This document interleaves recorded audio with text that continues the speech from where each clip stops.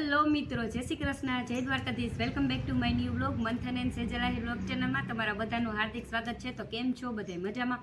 તો મિત્રો, આજે આપણે છે ને વણવાની તમારે કોઈ ઝંઝટ વગર જ આજે આપણે બનાવીશું ચોખાની છે એ વેફર.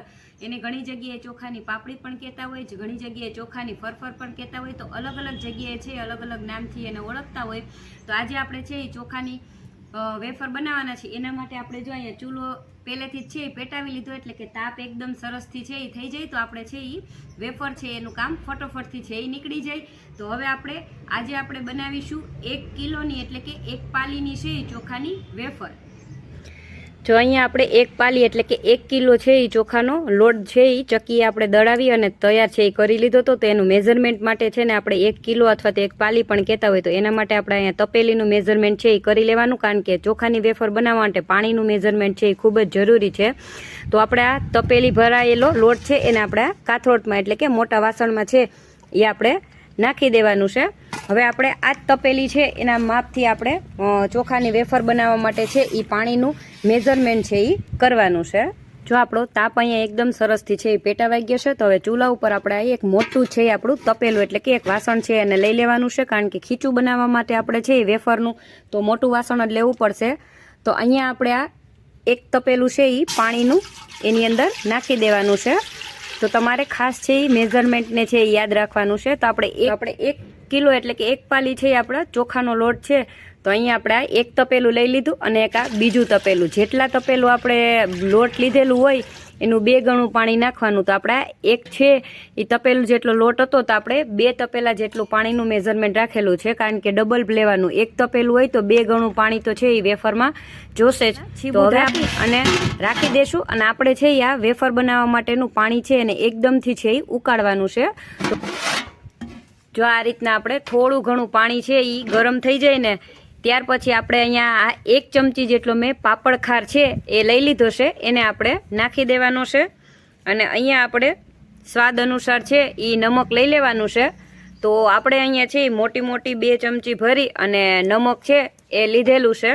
તમે જો ખારું કે મોરું ખાતા હોય તો એ અકોર્ડિંગ તમારે છે એ લેવાનું છે. અને આપણે 1 પાલી જેટલો લોટ લીધેલો હતો તો એની અંદર આપણે 1 જ ચમચી જેટલો પાપડ ખાર છે એ લેવાનો છે, જેથી આપણી ચોખાની વેફર છે એ એકદમ સરસથી પોચી છે એ બનશે. અને આ રીતના આપણે વેલણ છે એને ફેરવી લેવાનું છે અને ફરી પાછુંથી છે એ આપણે છીબું ઢાંકી અને હવે આપણે આ બળબલિયા બોલે અને એકદમ પાણી આપણું ઉકળે ને એ રીતનું આપણે પાણીને ગરમ થવા છે એ પાછું મૂકી દેવાનું છે.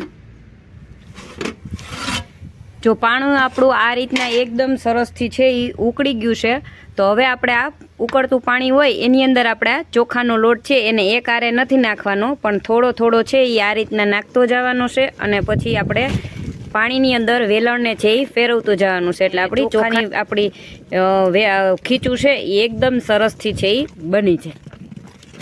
તો આ રીતના આપણે લોટને નાખતું જવાનું છે અને પાણીમાં છે એ વેલણને ફેરવતું જવાનું છે અને હલાવતું જવાનું છે.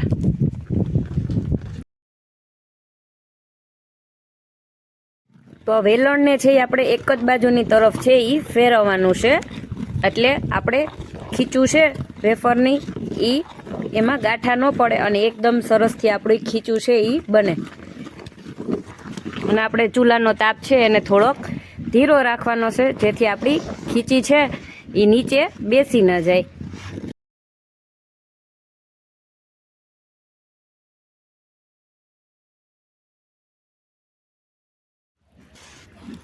તો આપણી ખીચું છે આપણે એકદમ સરસ રીતના આ રીતના જો 5 મિનિટ છે આપણે આ રીતના જ હલાવતું રહેવાનું છે. તો તમે જોઈ શકો છો કે આપણી ખીચું છે એ એકદમ સરસથી છે એ બની ગઈ છે.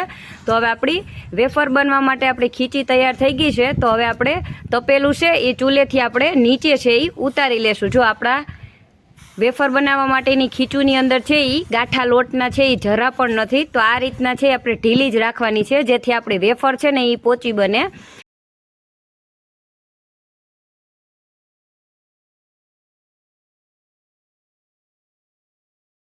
જો આપણે અગાસી ઉપર આવી ગયા છીએ અને અહીંયા આપણે છે ને જો આ રીતના સંચો લઈ લીધો છે અને સંચાની અંદર આપણે છે ને જો આ રીતના એક પટ્ટો પડે ને એ આપણે જારી લઈ લેવાની છે હંચાની.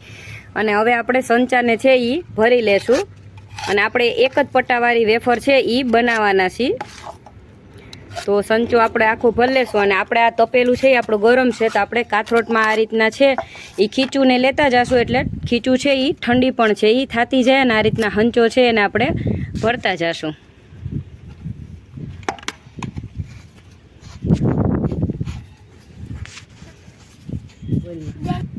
જો આપણે આ રીતના સુફરિયું હોય એ આપણે પાથરી લેવાનું છે અને એની ઉપર આપણે જો આ રીતના સંચામાં એક પટ્ટાવાળી વેફર છે એને આ રીતના રાઉન્ડમાં કે તમે એ રીતના ઊભા પટ્ટા છે એ આપણે કરતું જવાનું છે સંચાની અંદર. એટલે આપણે પટ્ટાવાળી વેફર છે એ આપણી મસ્ત છે એકદમ સરસની છે એ પડશે.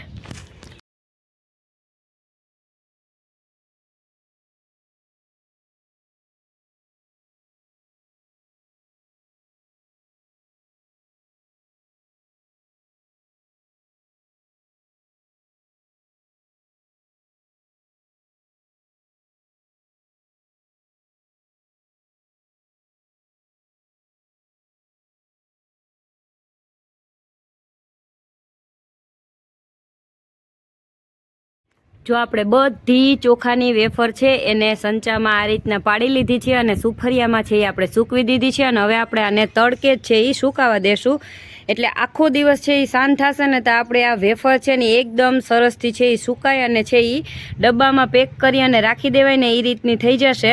તો આપણે છે એ અત્યારે 11 સાડા 11 જેવો ટાઈમ થયો અને તડકામાં છે આ વેફર છે એ થોડીક લેટ છે એ પાડવાનો વારો આવ્યો છે. તો આપણે હવે આને સાંજ સુધી છે એ આમ જ છે એ સુફરિયામાં સુકાવા દેશું.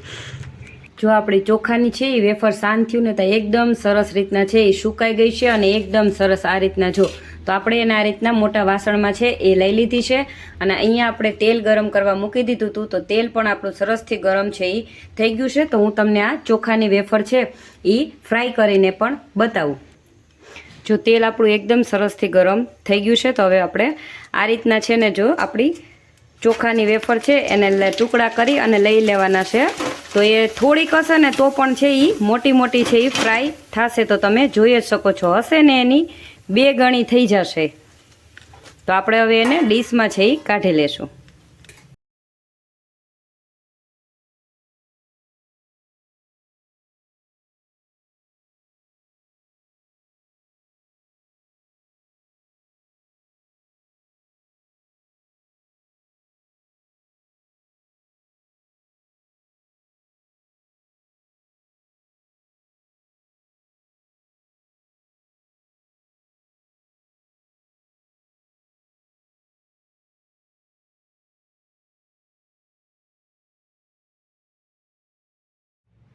તો તૈયાર છે મિત્રો વણવાની ઝંઝટ વગર જ આજે આપણે છે ચોખાની વેફર બનાવી છે. તો ઘણી જગ્યાએ છે અને ચોખાની ફરફર પણ કહેતા હોય, ચોખાની પાપડી પણ કહેતા હોય.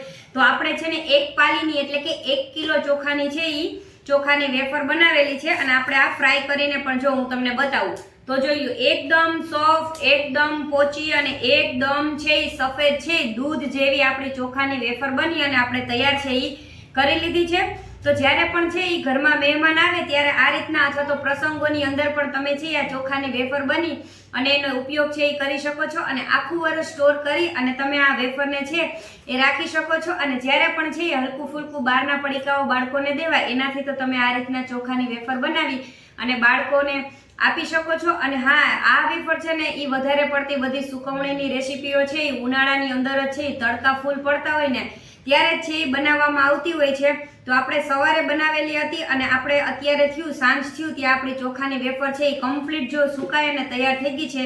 હવે આપણે આ વેફર છે એને પ્લાસ્ટિક બેગની અંદર રાખી અને આપણે ડબરાની અંદર પેક કરી અને આખું વર્ષ છે તમે 1 થી 2 વર્ષ પણ આ વેફર પડી રહેશે ને તો પણ છે આ વેફર ચોખાની બગડશે નહીં. મિત્રો આપેલી વિડીયોની ટિપ્સ છે ને એ મુજબ તમે ચોખાની વેફર આ રીતના પટ્ટાવાળી વેફર છે એ બનાવશો ને તો તમારી વેફર છે એ ક્યારેય તૂટશે પણ નહીં. તો ઘણી વખત ઘણા લોકોની છે ચોખાની વેફર બનાવતા હોય તો ખીચું બરોબર ન થતું અથવા એમાં ગઠ્ઠા પડી જતા હોય અને આ વેફર છે એ સુકાય ને તો બટકે બટકા સાવ થઈ જતા હોય. પણ આપણે જો આ રીતના આખે છે આ રીતના મોટા મોટા પટ્ટા હતા તો આપણે આ રીતના મીડિયમ સાઇઝના આપણી ચોખાની વેફર છે એના ટુકડા છે એ કરેલા છે. તો તમે જોઈ શકો છો. તમને બધાને છે મારી આ ચોખાની વેફર બનાવવાની રેસીપી છે એ કેવી લાગી એ કમેન્ટમાં જરૂરથી જણાવજો. વિડીયો પસંદ આવે તો વિડીયોને લાઇક કરજો, શેર કરજો તમારા ફ્રેન્ડ્સ ફેમિલી સુધી. અને હા, ચેનલ પર નવા હોવ ને તો ચેનલને સબસ્ક્રાઇબ કરવાનું ભૂલતા નહીં અને હા બાજુમાં રહેલું બેલ આઇકન જરૂરથી દબાવજો જેથી મારી અવનવી રેસીપીઓ આવે ને તો એની નોટિફિકેશન છે એ તમારા સુધી છે એ પહોંચતી રહે.